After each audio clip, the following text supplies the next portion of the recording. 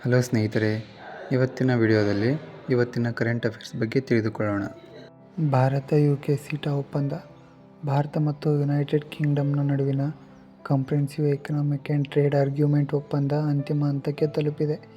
ಈ ಒಪ್ಪಂದದ ಮೂಲಕ ಸುಂಕ ಕಡಿತ, ವ್ಯಾಪಾರ ವಿಸ್ತರಣೆ, ಹೂಡಿಕೆ, ನಿವ್ವಳ ಮತ್ತು ಸೇವಾ ವಲಯದ ಸಹಕಾರವನ್ನು ಬಲಪಡಿಸುತ್ತದೆ.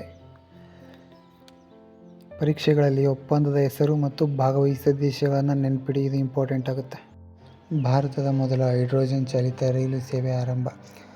ಭಾರತವು ತನ್ನ ಮೊದಲ ಹೈಡ್ರೋಜನ್ ಇಂಧನ ಚಾಲಿತ ರೈಲು ಸೇವೆಯನ್ನು ಆರಂಭಿಸಿ ಹಸಿರು ಸಾರಿಗೆ ಕ್ಷೇತ್ರದಲ್ಲಿ ಮಹತ್ವದ ಹೆಜ್ಜೆ ಇಟ್ಟಿದೆ. ಹೈಡ್ರೋಜನ್ ರೈಲುಗಳು ಕಾರ್ಯಾಚರಣೆಯ ವೇಳೆ ಕಾರ್ಬನ್ ಡೈಆಕ್ಸೈಡ್ ಹೊರಸೂಸುವುದಿಲ್ಲ, ಮುಖ್ಯವಾಗಿ ನೀರಿನ ಆವಿಯನ್ನು ಹೊರಸೂಸುವುದರಿಂದ ಪರಿಸರ ಸ್ನೇಹಿಯಾಗಿವೆ.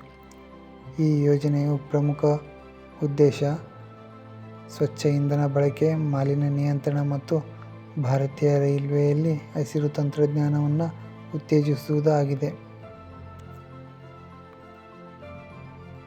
ಭಾರತವು 2028-29 ಅವಧಿಗೆ ವಿಶ್ವಸಂಸ್ಥೆಯ ಭದ್ರತಾ ಮಂಡಳಿ ತಾತ್ಕಾಲಿಕ ಸದಸ್ಯತ್ವ ಪಡೆಯುವ ಉದ್ದೇಶದಿಂದ ಅಧಿಕೃತ ಪ್ರಚಾರವನ್ನು ಆರಂಭಿಸಿದೆ. ವಿಶ್ವಸಂಸ್ಥೆಯ ಭದ್ರತಾ ಮಂಡಳಿಯಲ್ಲಿ ಒಟ್ಟು 15 ಸದಸ್ಯರಿದ್ದು, 5 ಶಾಶ್ವತ ಸದಸ್ಯರು ಮತ್ತು 10 ತಾತ್ಕಾಲಿಕ ಸದಸ್ಯರು ಇರುತ್ತಾರೆ.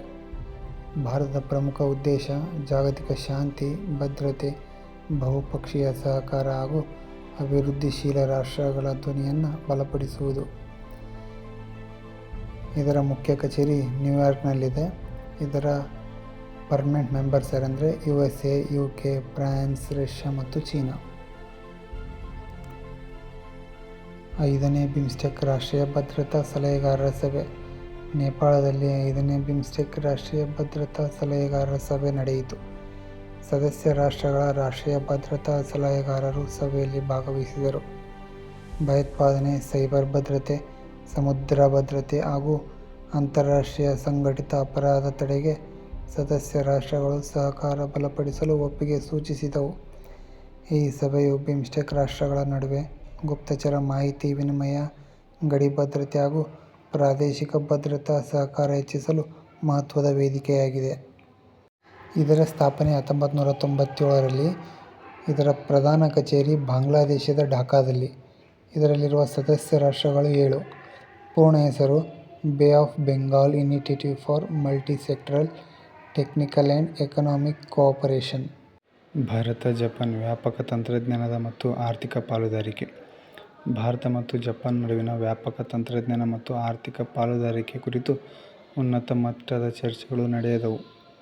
ಈ ಪಾಲುದಾರಿಕೆಯಲ್ಲಿ ಪ್ರಮುಖ ಕ್ಷೇತ್ರಗಳ ಹೂಡಿಕೆ, ತಂತ್ರಜ್ಞಾನ, ನವೀನತೆ ಮತ್ತು ಕೌಶಲ್ಯ ಅಭಿವೃದ್ಧಿ ಕ್ಷೇತ್ರಗಳಲ್ಲಿ ಸಹಕಾರವನ್ನು ವಿಸ್ತರಿಸಲು ಉದ್ದೇಶಿಸಲಾಗಿದೆ.